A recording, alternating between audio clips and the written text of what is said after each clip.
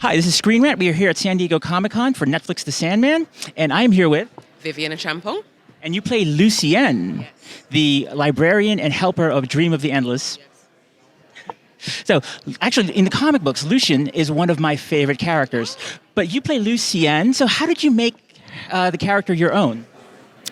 Well, the original source material is just incredible. So you've got this amazing resource. Then you've got Alan Heinberg's incredible script. They're working together.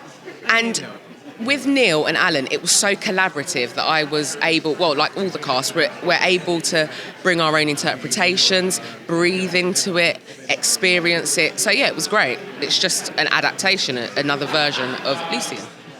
It was wonderful. I have actually seen the episode, so I know The Sandman is wonderful. But you guys just came out of Hall H, and you guys dropped the new trailer. So what was that like to see and hear the reaction of the fans? That was the first time I'd seen that trailer. I was so emotional because it gave me goosebumps because it's so incredible. It's so epic. It's beautiful. It's terrifying. It makes you feel all the emotions, and I was overwhelmed. And I was like, oh my God, I'm in that. I'm in that show. I'm in that. Now, Lucienne is very loyal to Dream, but he's also a tough boss. He can be sometimes a terrible boss. So can you talk a bit about Lucienne's relationship to Dream and how they kind of changed throughout the episodes? Yeah, I think, as you said, she's loyal, sometimes probably to a fault.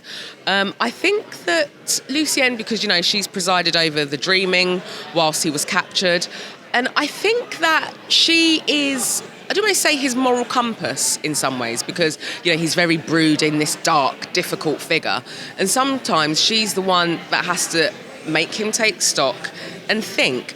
Throughout the series, we do see a bit of friction between them because, as we've said, she was the boss. I mean, people have said that she's the real boss, but I'm just repeating what people are saying.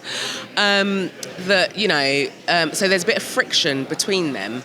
But I think that essentially there is a love and a bond there, and essentially she wants to protect Dream and the dreaming, and that is essentially her goal, loyalty and love. Wonderful. Also, Lucienne interacts a lot with Matthew the Raven, who's voiced by Patton Oswalt, who's wonderful, and also Merv, who I'm not sure if we're allowed to say who voices him, but he is I'm not sure, but he's spectacular. So, but what was that like on set, acting with the Raven and all the other people in the Dreaming that aren't really there? Joe, something it was so interesting because we did have a big pumpkin head, which we were working with, and we had a puppet raven and a real raven whose name I can't remember, but it was such a surreal experience, but it was great. It was so enjoyable. I wasn't just speaking into thin air. I actually had a raven or Merv Pumpkinhead, so it was great. And what is the best part for you about being part of Neil Gaiman's universe? That is such an amazing question.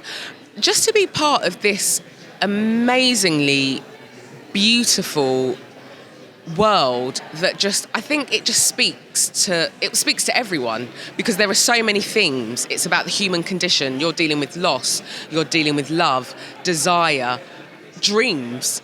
We all dream, So I just feel so honoured to be part of this spectacular world that even though it is a fantasy world, it speaks to us and humanity. I think it's beautiful.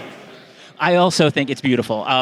I am so excited for audiences to see Netflix The Sandman in a couple of weeks. And thank you so much for speaking to us. Oh, thank you so much. Lovely to meet you. Thank you. Thank you. Take care.